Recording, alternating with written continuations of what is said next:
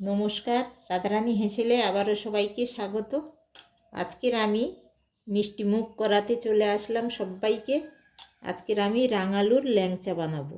তার জন্য কয়েকটি রাঙালু আমি নিয়েছি। আমি এরকম একটা ছোট প্রেসার কুকারের মধ্যে অল্প একটু জল দিয়ে প্রথমে একটু সেদ্ধ করে নেব। নিয়ে তারপর আমি রাঙালুর ল্যাংচাগুলো তৈরি করব। প্রথম থেকে শেষ পর্যন্ত দেখার অনুরোধ রইল।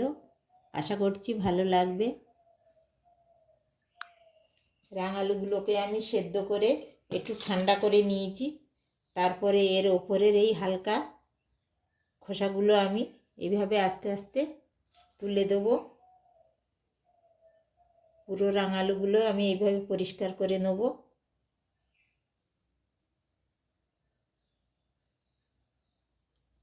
এইভাবে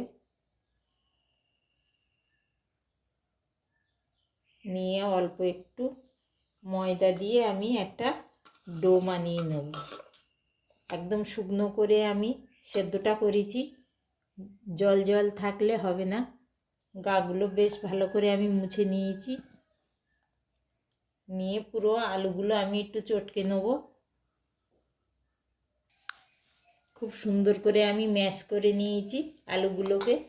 এবার এতে 2 চামচ মতন ময়দা দিয়ে দেবো। দিয়ে একটা ডো তৈরি করে কিছুক্ষণের জন্য রাখবো।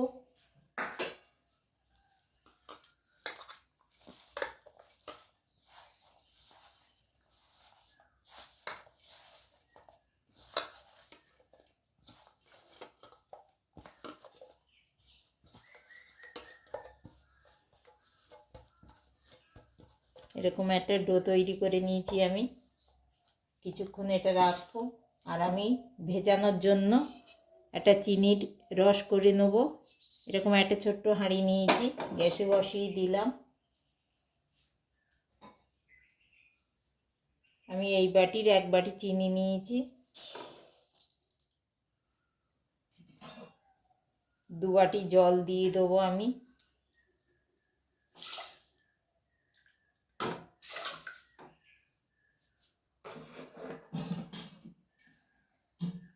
দুটো এলাচ একটু ফাটিয়ে দিয়েছি, এর মধ্যে দিয়ে দেবো। দিয়ে আমি গ্যাসটা অন করে চিনির রসটা তৈরি করে নেব।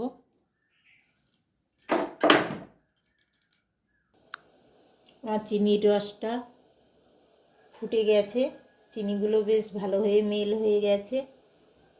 আর আমি এইবার ডোটাকে নিয়ে হাতে একটু ঘি ব্রাশ করে নিয়েছি, একটু ঘি লাগিয়ে নিয়েছি।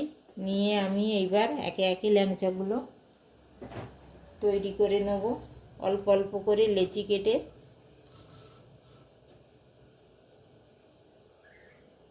ছানা ছাড়া যে এভাবে ল্যাংচা হয়, একদিনও হলেও এই রাঙালু দিয়ে এইভাবে বানিয়ে খেয়ে দেখবেন। কেউ বুঝতেই পারবে না আপনি ছানা ছাড়া রাঙালু দিয়ে যে ল্যাংচাটা বানিয়েছেন। এরকমভাবে ল্যাংচাগুলো বানিয়ে নেবেন। আমি সমস্তগুলো বানিয়ে নিয়ে দেখাচ্ছি। সমস্ত মিষ্টিগুলো আমি বানিয়ে নিয়েছি। দেখুন অল্প একটু রাঙালু দিয়ে কতগুলো মিষ্টি হয়েছে। এবার আমি একটা কড়াই বসিয়ে দিয়ে কিছুটা সাদা তেল দিয়েছি। সাদা তেলটা গরম হয়ে গেছে, খুব বেশি গরম করব না। আমি কিন্তু অল্প আঁচে এগুলোকে লাল করে ভেজে নেব।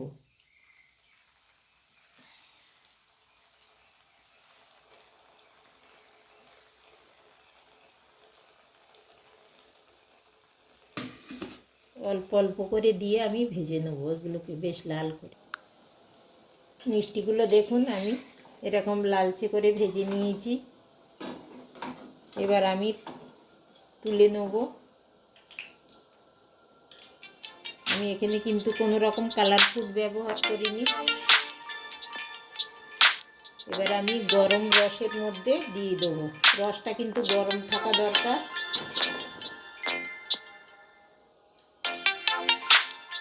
আবারও আমি যেগুলো আছে সেগুলো আমি ভেজে নেবো এই একইভাবে।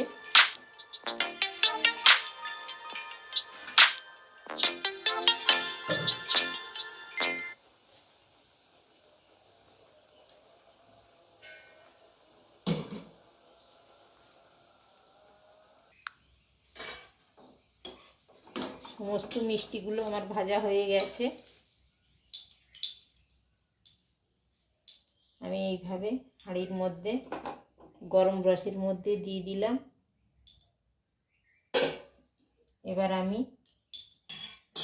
1 ঘন্টার জন্য এটাকে রেখে দেবো, যাতে রসটা খুব সুন্দরভাবে এর মধ্যে ঢুকে যেতে পারে।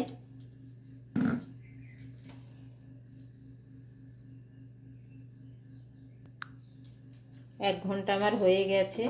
আমি একটা মিষ্টি তুলে আপনাদের দেখাচ্ছি কতটা সুন্দর হয়ে রস, দেখুন একদম রসে টইটুম্বুর। দোকানের মিষ্টির চেয়ে কোনো অংশে কিন্তু এই মিষ্টিগুলো কম যায় না। আর কতটা নরম হয়েছে দেখুন, মুখে দিলেই একেবারে মিলিয়ে যাবে। আর আমার একটাও মিষ্টি ভেঙেও যায়নি, খুব সুন্দরভাবে